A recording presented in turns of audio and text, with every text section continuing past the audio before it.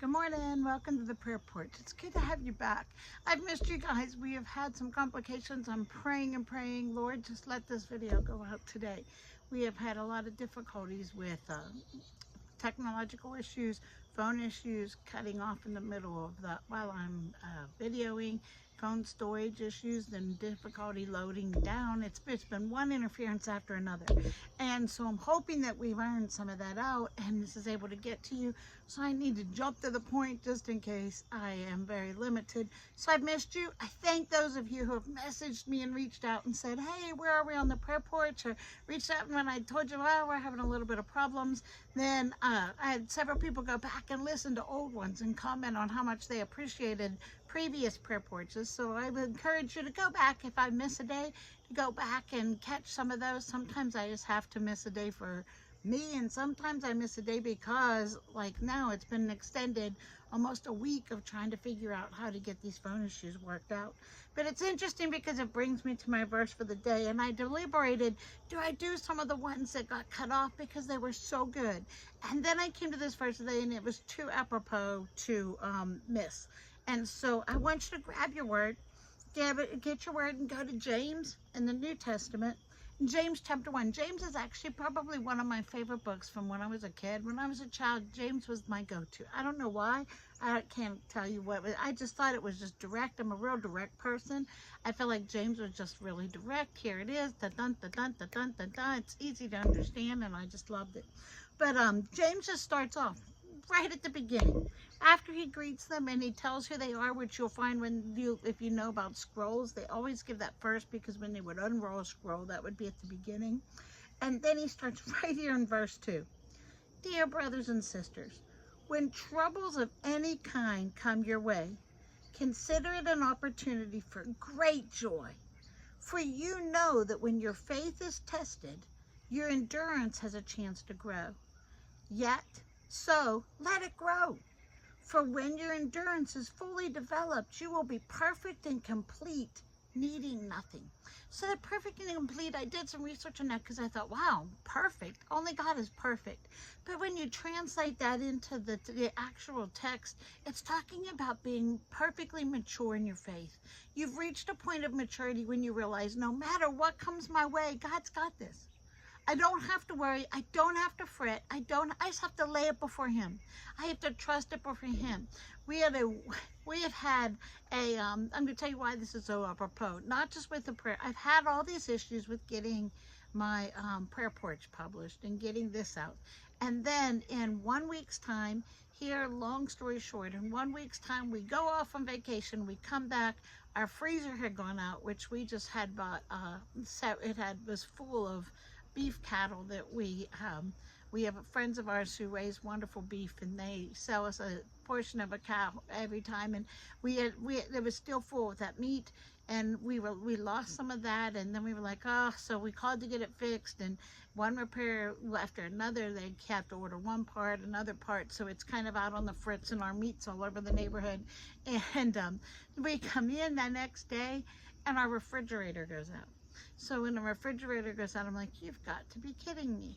So now the refrigerator's out. So we were like, while we're taking and cleaning out the refrigerator, the garbage disposal malfunctions. So we have to call, which is only 2 weeks old. And by the way, the freezer's only 2 years old. And I'm like, seriously, I can't believe this. This is crazy, crazy, crazy, crazy. Then yesterday, because while we were gone, we had all these monsoon rains with Debbie coming in. And when we went to mow, the transmission drops out on the mower. And I'm like, what else? What else? What else? And my husband was an amazing example for me, because he exemplified this verse. And it was like God knew it was coming. God prepared us. He always knows it's coming, not like he knows, but he prepared us for this. We were just listening to a message, and it's a series of messages with Rabbi preparing us for the 9th of awe and saying, you know what? There are going to be attacks coming at you with what your calling is. That's this time, it's just that time there's going to be several attacks, and he just prophesied that and prophesied that. And he said, but stand strong, stand strong, stand strong. 40 days, you'll be blessed. Just stand strong, stand strong. So we were just listening what comes our way, and help us understand our calling, help us know what we need to do, and then boom, boom, boom, boom. We get hit with all these things at once. And I'm like, and on top of that, I have had a hard time managing my time because, not a hard time, that's not true. Not a hard time. I have enjoyed, my job has expanded, and I have enjoyed the expansion of my job, but it has changed my schedule. That's what I've had to adapt to a new schedule. So in all that change and in all that shift, and my husband and I have been sitting here talking about what our goals are. What are our short-term goals? What are our 10-year goals? What are our 5-year goals? What are our 1-year goals? What are our goals for this week? And as we lay these things out and we talk about these things, we realize, wow, God has so many wonderful things in store. And the more we wonder for what's in store, it seems like the enemy brings something else to say, no, no, no, I don't want you to look at that. I want you to be distracted over here. I want you to be, but like my husband just calmly, we have a nice size yard, and he just calmly said, all right, help me push the tractor in the garage. Let's start push mowing. And he starts push mowing the whole yard, and I'm like, aren't you mad? Aren't you frustrated? Aren't you? And he's like, let's just get it done. Let's just get it done. This is okay. God's got this. God's got this. And he even laughed and said, maybe God's telling us to pay someone to cut our yard and bless somebody else to do it. And but that was that maturity. That's what James is talking about. That perfect peace, even when there's trials, you have a perfect peace because you know that God has it. You know, God has this. This did not take him by surprise. We are going to have trials and tribulations in this world, but they do not take God by surprise. So we can't let them get us down. And then I encourage you today to keep reading. I am not going to keep going because I'm going to save this for tomorrow and save this in case. No, I'm going to trust God's not going to let this phone cut off. But I want you to read on because it takes that essence. It says, you will become perfect and complete. You won't need anything. You won't need it because you know God's got it. You won't need it. I'm sitting here with my husband saying a freezer, a refrigerator, a tractor, a lawnmower. And we also have our kids going to college. Their college tuition is due this week. I'm like, really? And God's like, Brian's like, God has this. This did not take him by surprise. This did not take God by surprise. That's that perfect and complete peace. When you realize, I don't need anything because this did not take God by surprise. He's got this. My goal is to learn the lesson that he is going to give me in this, because whatever Satan intends for evil, God will change it for good. And that's why we know that all things work together for good. Not because all things work together for good to those who love the Lord and are called in his purpose. It works out for good when we keep our focus on the end of the race, when we keep our focus where it needs to be.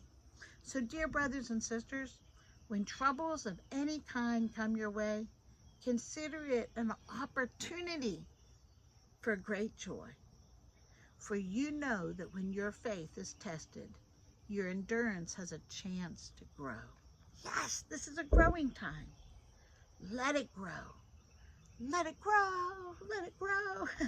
So when your endurance is fully developed, you will be perfect and complete. You will have that maturity in your faith. And you will realize that you need nothing, because he will provide. And he is there with you. James, pull it out and read it. And keep reading on, because it's interesting, because it goes from there to wisdom. And that if you don't get this, ask God to get it. Ask God to help you get it. And when you ask him, he's going to give it to you in abundance. He's going to draw you into that maturity with him. Read James 1. It's a powerful verse. Hey, welcome back to the prayer porch. It's good to see you. Love you. If you like, please like. And please let me know in the messages where you're coming from and what that you've missed and that you're back. I want to know you're back. And I'll talk to you tomorrow.